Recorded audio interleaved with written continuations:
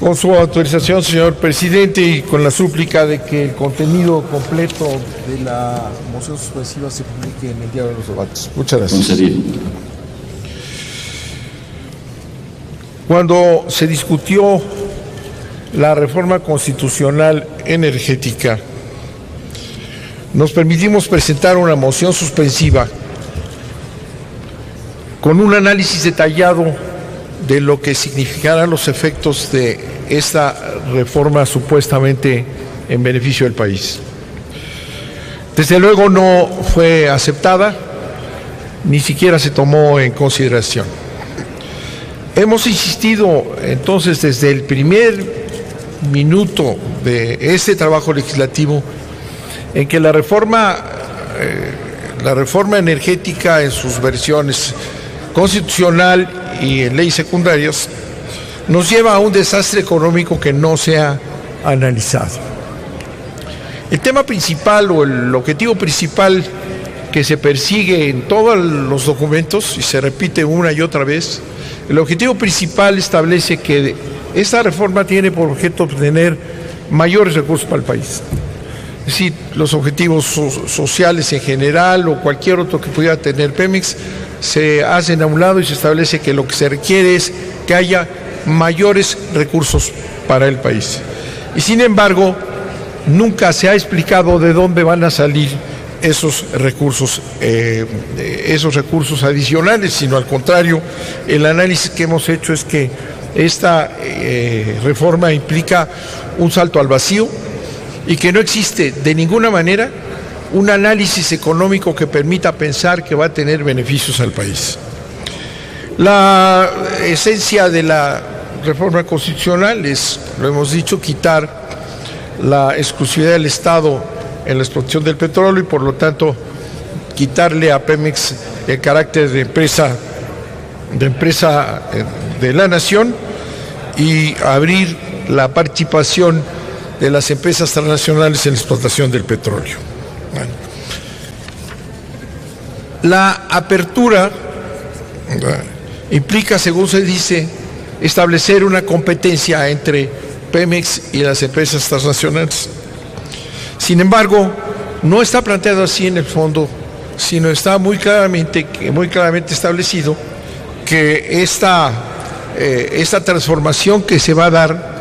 si bien se aplica en un régimen fiscal que establece una dualidad inaceptable,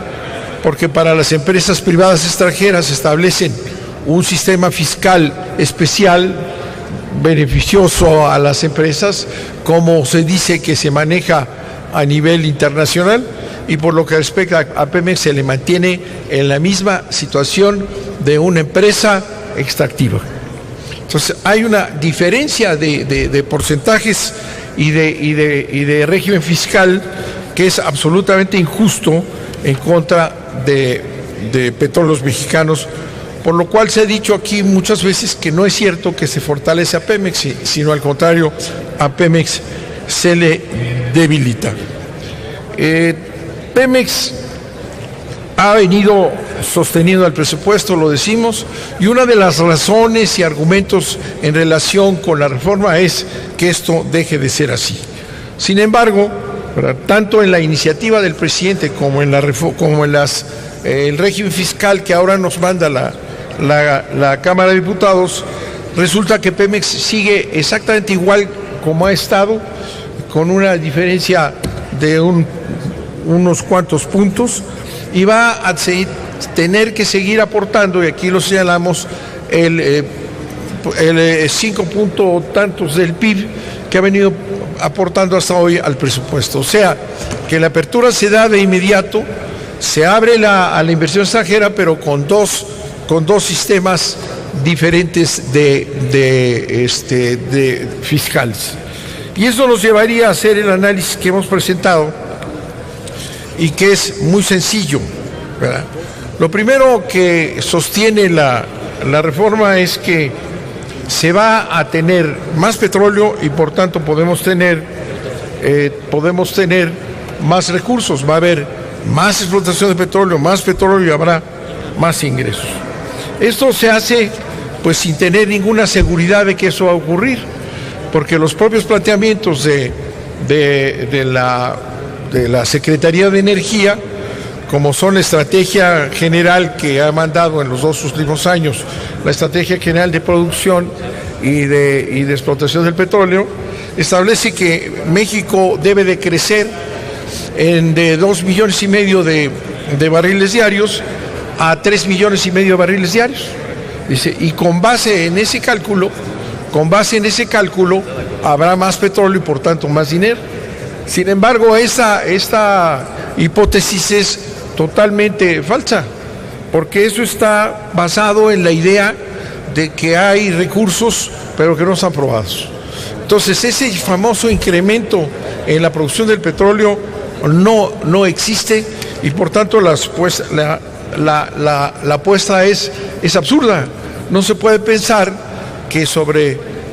reservas prospectivas, que en general en la industria petrolera no se les da más valor que un 10% máximo a las supuestas reformas prospectivas, entonces eso será lo que nos llevaría a obtener 1 millón o 1,5 millones de barriles más. Pero la esencia del problema fiscal que representa y que hemos nosotros hablado de que va a generar sin duda alguna un hoyo fiscal que va entre 200,000 millones a 800,000 millones, está basada precisamente, y en las sumas que hacemos aquí, que hemos entregado, en que si bien Pemex continuara aportando lo mismo, si está yendo lo mismo y aportando lo mismo, ¿verdad?, se podría sostener el presupuesto en los términos que se encuentran. Pero si empieza a reducirse la participación que da esos recursos, de acuerdo con la propia reforma, entonces empieza a reducirse la capacidad del propio Pemex de entregar los recursos que se le exigen, y que lo vamos a ver con todo detenimiento en la presentación del fondo del petróleo, que es otra quimera en relación con esta respuesta. Entonces, en la medida en que con esta diferencia de regímenes fiscales, en la medida que Pemex vaya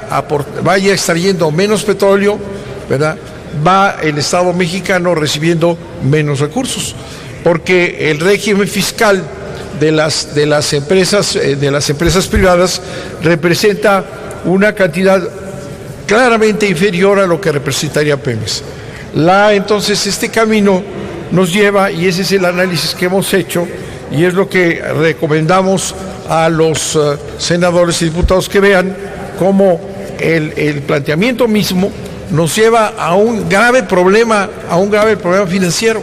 es decir, que consiste en ese cálculo que se hace entre lo que puede ir avanzando la participación de las empresas petroleras extranjeras en relación con Pemex, pues se va cayendo la capacidad de Pemex de aportar, y sin embargo se le sigue considerando exactamente con el mismo sistema fiscal con lo que se ha venido explotando a Pemex de una manera inicua.